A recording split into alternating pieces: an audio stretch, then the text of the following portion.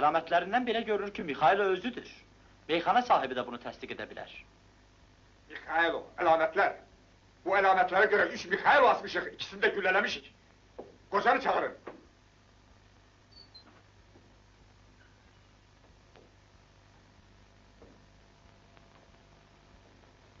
Salam, Mikhailo.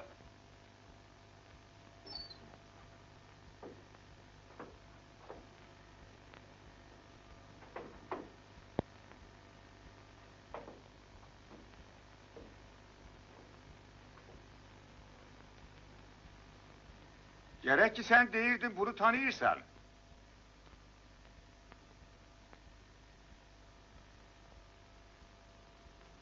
Oo, görürəm ki, müharibə bu uca dağlara belə gəlib çatıbdır. Bağışlayın, müsyo, bəzilər deyirdi ki... Kes sesini! Sözüm yoxdur, müsyo. Hey koca! Bunu tanıyırsan, adı nedir? Yox, bilmirəm. Səhv eləmişəm. Yine de kötü değil. Müsyo, Yeşildeki nedir? rəng fırça palitra. Demek ressamsan. Bəli, rəssamam. Adın? Auguste. Familien Renoir, öyle mi? Yox, müsyo. Auguste Kraus. Renoir isə məşhur fransız impresyonistidir. Ha, bunu da bilirsen. Müsyo. Çok acayip. Demek Auguste... Kraus. Auguste Kraus. Kraus. Benim portretimi çekersen, Ah, müsyo. şekil hoşuma gelmese, gülleneceksen, İşdir xoşunuza gəlsə, müsyo. bu ressamlar niye hayasız olur Kraus? Kasıb adamam, müsyo. Belə portret yaratmaq asan deyil. Müharibə hamını bir təhər eləyir. Pardon? Maraklanan kimdir? Heç kəs portretlə maraklanmır. Le pas de lezel, müsyo. Le pas de lezel? O.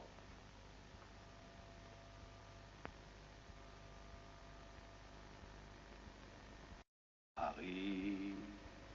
Paris... Tu es parisien Kraus? Oui, müsyo. Mən Parisdə anadan olmuşam, Saint-Germain'də. Atam Almandır, müsyo. Anam Fransız. Hər ikisi rəhmətə gedir, müsyo. Tupas, müsyo.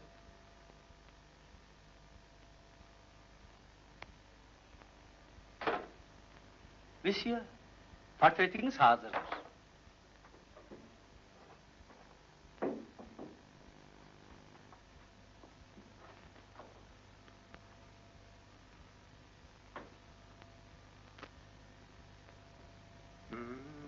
Doğrusu gözlemezdim.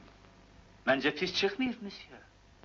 Ancaq bilmirəm, portretinizdə ləyaqət, hakimiyyət, aristokratlıq və qəddarlıq verə bilmişəm. Ha? Gaddarlığımı ne de görürsen? Xəsislikdə. Çəkdiyim portretin pulunu vermək istəmirsiniz, müsyo? Deleduz. Yaxşı Kraus. Ressam olmağına ressamsan.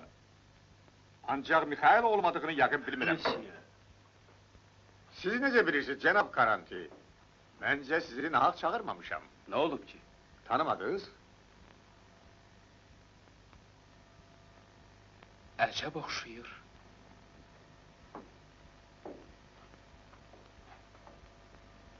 Əhsən, lap özünüzsünüz.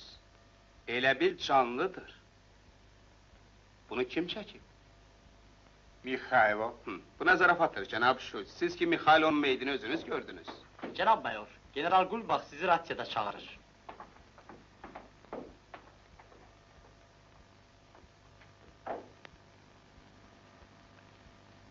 Mayor Schulz eşdir. Mayor Schulz eşdir. Deməli, vurduğum bıçaqdan ölməmisiniz. Bu dəfə ölümdən qurtarmayacaqsınız. İndi mənim əlimdəsiniz. Yox, siz mənim əlimdəsiz, Karanti. Siz məni bir dəfə faşistlərə satıb əvəzində çoxlu pul almışsınız. Çox məzəli işdir. Qarşınızdakının Mikhail olduğunu danmağa məcbursunuz. Deyərəm ki, başqa bir qorxunç partizansız. Fərqi nə? Onsuz da asılacaqsınız. Mikhail olduğumu bildirib bu adla ölərəm. Nə olsun, axırı ki ölümdür. Yox, fərqi çoxdur. Əvvəla mən öz yadla, yox, öz adımla ölərəm. İkincisi, faşistlər Mikhail olduğumu öyrənib onları aldatdığınızı bilərlər. Bu sizə ucuz oturmaz. Yaman tələ qurmusunuz. Qulaq asın Mikhailo. İkimiz də kəşfiyyatçıyıq. Bizə nə dəxli? Kim kimin qanını axıdır? Arxamca, biz təsirli şəhərə qayıtmalıyıq. Sizi ələ vermərəm. Bir yerdə gedəcəyik cənab Karanti. Qorxuram ki, Mikhailo sağ ola. Monsieur, Partire üçün təşəkkür, Monsieur Kraus. monsieur, mənim pulumu vermədiniz. Bu əbləhi bırakın, o doğrudan da rəssamdır. Monsieur,